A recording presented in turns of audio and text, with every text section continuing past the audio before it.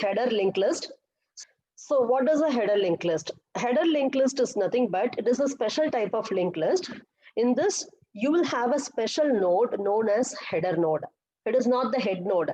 We have already seen that in all the linked list, we will have a node called head or start that will contain the starting address of the first node. Okay, but this header linked list is something different.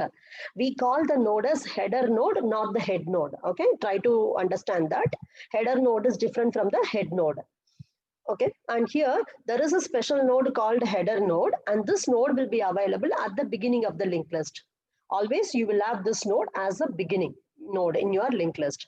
And what is the purpose of this particular node? Whenever you want to store any global information about the entire linked list, you can store that information in the header node. To head, then you will declare count is equal to 0. Then while temp of next of temp is not is equal to null, you will increment the count. Okay, so that means you have to travel through the entire linked list and you have to tell what is the count. If your linked list is having 1000 number of nodes, for traveling through the entire linked list and updating the counter, you will take some time. Okay, so nowadays when you use this in a real-time application, your linked list will have many number of records. So this is going to occupy certain time. So instead of traveling the entire linked list, if you keep track of the number of nodes available in the linked list in a special node, if anybody is asking you what is the number of nodes present in this, no need to travel, just see the special node and tell us the answer. That is the purpose of this header linked list. So the header linked list is having a header node which contains some global information about the entire linked list. So these global information may include some of the following. Either you can store the number of elements present in the linked list as a global value, or otherwise, if I ask you what is the minimum element present in the linked list, again you have to traverse through the entire linked list and tell me the value.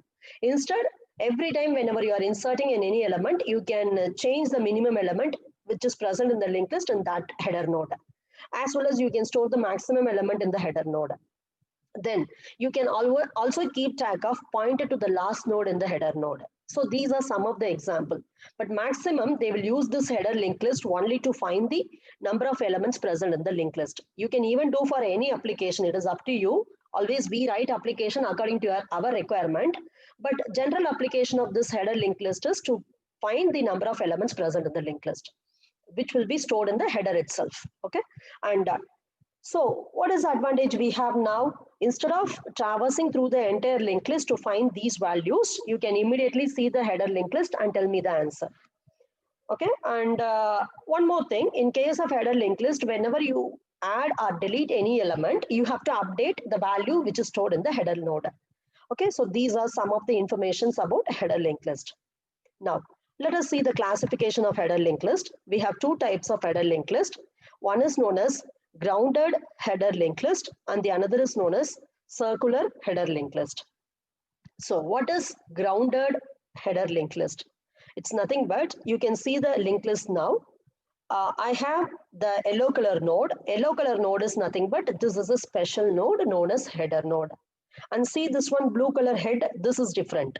So far in the linked list, we have seen this head, then all the remaining are elements of the linked list. But now see this yellow color node, this is not an element of the linked list. It is a special node known as header node. Whatever value is stored here, that is not the data. Okay, it is some global information about the entire linked list. Here what I have done is in the header node, I have stored in this how many nodes are present in this linked list. I have two blue color nodes in the linked list. So I am storing 2 as a counter value. It contains some special information. Don't interpret this as a data. It contains some special information about the entire linked list. Now, how you are going to store this header node? If you see the linked list, always the first node will be the header node. Okay, this is a special node. It is a header node. The address of the first node will be stored in the start node or head. This is a pointer only. It is not a node, it is simply a pointer. Okay, so in this pointer, try to understand the difference between this pointer and this. Here, every node contains 2 fields or 3 fields according to the structure of the linked list.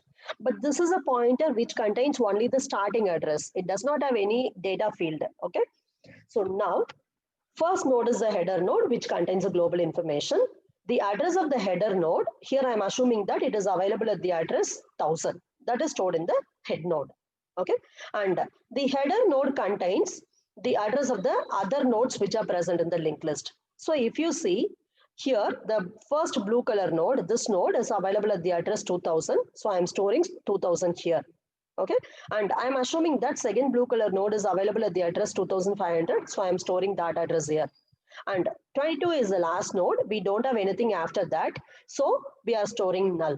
So this type of linked list is known as grounded header linked list. So what is the meaning of grounded here is, if the link field of the last node is null, that is called as grounded.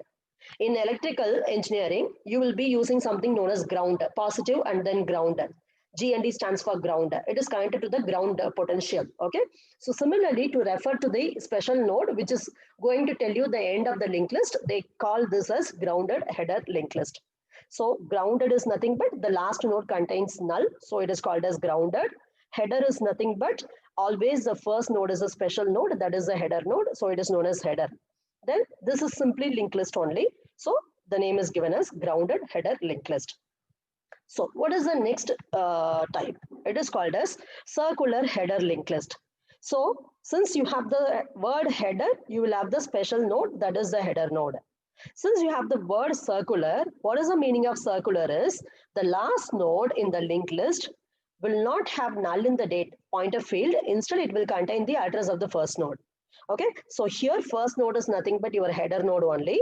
Whatever is the address of the header node, that is 1000, that will be stored in the last node. It is a circular linked list only. Simply, we have a special node header at the beginning. Okay, so these are the two types of the header linked list. One is grounded and the other is circular. Now, let us see the program for this header linked list. Before that, let me summarize the advantages. So in case of header linked list, every node has a predecessor. So whenever you do any insertion or deletion operation, the function will be simple. For example, if I don't have the header node, if I don't have this header node, if you consider this 2, there is no predecessor for 2. So it will be treated as different. But now for all the nodes, you will have a predecessor. Okay, so whenever you perform insertion or deletion, when you write the program, you will feel that the function will be simple. That's why they go for this header node. As well as another advantage why we go for the header node is, we can store global information about the linked list in the header node, like counter. Okay, so these are the main reasons why we go for header node. Now, let us see one program to understand the header node. See, whatever operation you can perform in normal linked list, you can perform in the header node also. That is, insertion is possible, deletion is possible, display is possible. I'm not going to repeat everything again. I'm going to take one simple example. I will tell you how to insert at the beginning and how to delete at the beginning. Remaining, you can try by yourself.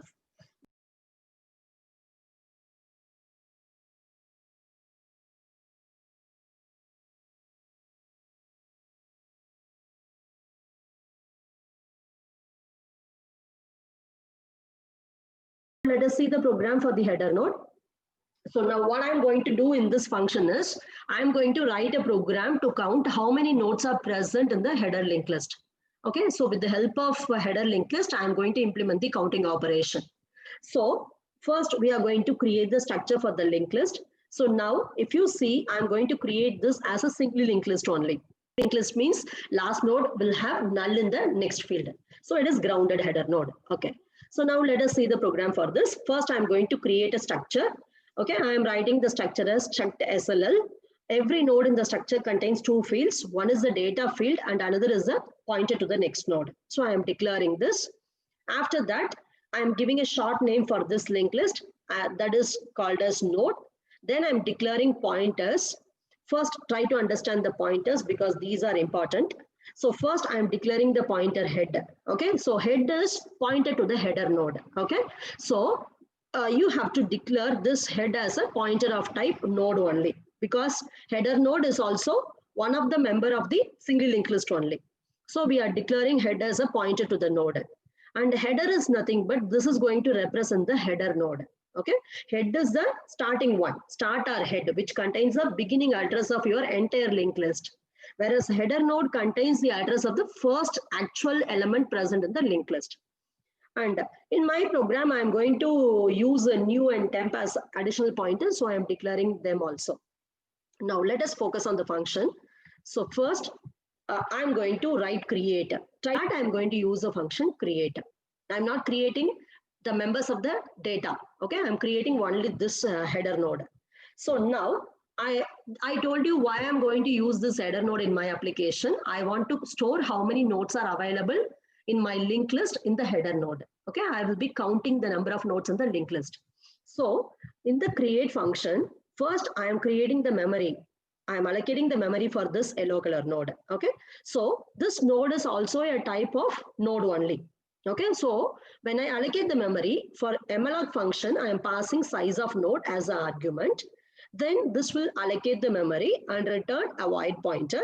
You convert that into pointer of type node and it will return the address. So what address will be returned according to this diagram is malloc will return 1000, which is the starting address allotted for this header node.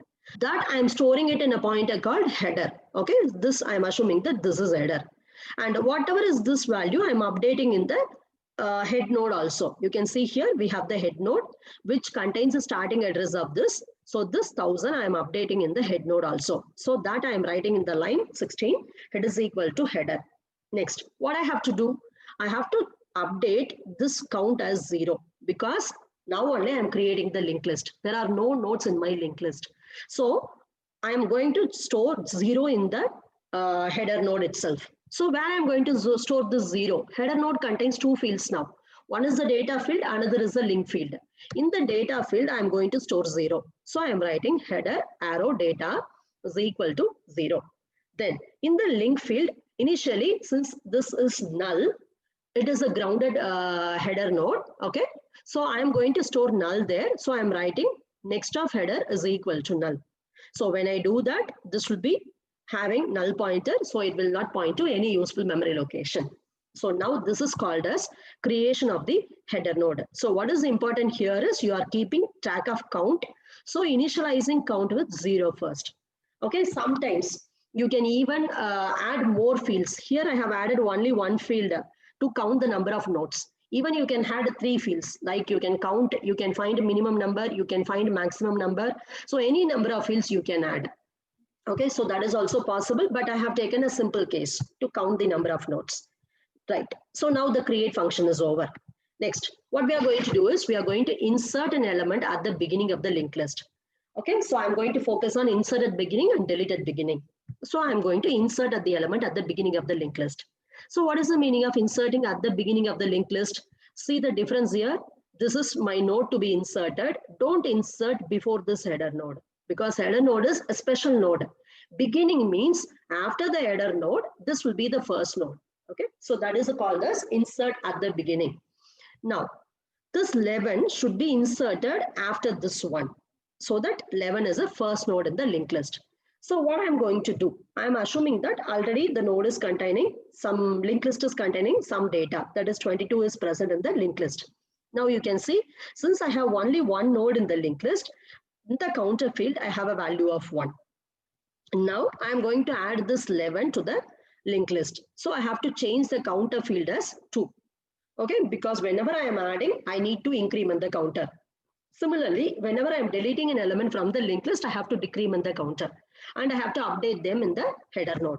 Now I am going to add this 11. So what change we are going to do? Let us see the program now. First, I have to execute the step. This particular step I have to execute. What I'm doing here is the next field of the header node is stored in the next field of the new node. So what is the meaning of this? See the previous diagram. In the new node, the next field is nothing. Now you have to make this new node to point to this 22. Okay, so the address of 22 is 2000. It is available in the next field of the header node. So that you have to store it in the next field of the new node. So that I am doing here. So I am storing the next field of the header node in the next field of the new node. When this line is executed, 2000 will be stored in this and you will have a pointer pointing to this 2000 from the green color node. Now, what is another change we have to do? See this red color pointer from the header node. The header node is now still pointing to the 22, node number 22. But now you have to make this to point to 11. Okay, so this should be pointed to 11. So how to do that? So for that, I am storing new. New is nothing but 3000. This I am storing in next of header. Okay, here I have to store 3000. So I am writing next of header is equal to new. When I do that, this link is created. Previously, it was pointing to this. Now you made this to point to this. Now what is the next step? Still you see the count, it is 1 only. You have added the node fully. Next you have to change this count. So I have to change the count. How to do that? So if you see the step for changing the count is available in the data field of the header node. I have to increment this by 1. So I am writing data field of header node is equal to data field of header node plus 1. When I do that, this count will be updated, right? So now you have finished the function fully. Now let us see the entire function. So first we are allocating memory for the new node. After that, from the user, you have to get what value you want to insert in the new node. That is a green color node. Then whatever user types, you store it in the new node by means of this pointer new. So I am writing ampersand new arrow data. Then we made 2 pointer changes. Okay, so those 2 are written in line number 26 and 27. After that, we have incremented the counter in the header node. So that is in line number 28. So now this insertion is over. Now let us focus on the delete. So here we are going to see about delete at the beginning. So in delete at the beginning, I am assuming that this is my entire linked list. So totally I have 2 nodes in the linked list, 11 and 22. Delete at beginning means I have to delete this 11. Okay. So how to do the deletion?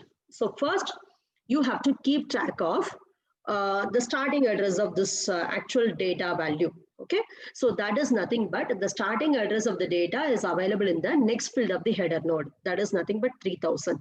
Okay, so in 3000 you have the starting address of the first node that you want to delete it. So keep that in a temporary variable. So I am storing 3000 in a temporary variable. Okay, next what I have to do, I want to delete this 11. That means I have to make this header node to point to this particular node. Okay, only one pointer change I have to do. Here I have 3000. Instead of 3000, I have to store 2000, which is the address of this node. Okay, so how to store 2000 here? Where 2000 is available?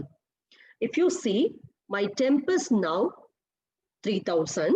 Okay, in the next field of temp, you have 2000. Okay, so you store the next field of temp in the next field of header. If you do that, you will create this pointer. Okay, the pointer is created automatically. Next, what you have to do, you have to release this node, green color node, you have to release to the free storage. Before that, you have to decrement the count. So I am writing data of header is equal to data of header minus 1. Then you can release this memory to the free storage area. So I am writing free of temp. Okay, so when you do that, you are automatically deleting the data and immediately you are updating the counter. So what is special here is you have to do, whenever you do insertion or deletion, you have to change the counter. And if you write program for finding the minimum and maximum value, that also you have to properly do. Now the function is over for delete. Let us see the entire code. So what are steps I have explained? They are written here, only the 4 steps. So now let us go for the display function. In case of display, first you are going to tell whether the linked list is empty. That is a special case of display. If not, you have to display all the nodes which are present in your linked list. So first I am going to start with a temporary node. Whenever you want to display, you are going to travel through the entire linked list. So you keep track of a temporary variable. So in the temporary variable, I have to first store the address of the first node. Where is the address of the first node available now? It is available in the next field of header. Okay, so that you store it in temp. Suppose if your linked list is empty, the next field of header will contain null. That means no need to display anything. So simply tell a message to the user that linked list is empty and you can return. If not, there are some nodes present in your linked list other than the header node. You have to display all of them. So you have to display till you reach the last node. In the last node, when you reach the last node, your temp value will be equal to null. So till temp is not is equal to null, you have to display everything. So what I have to do, I have to first display the data of temp, then I have to change temp as next of temp. do this continuously. Finally, when temp is equal to null, it means you have displayed everything in the linked list. So your program is over, just terminate it. So this is a function for the display. So now with this, we have seen totally 3 functions: insert at beginning, insert at end, and then, delete at beginning and then display. Now let us see the complete program for this.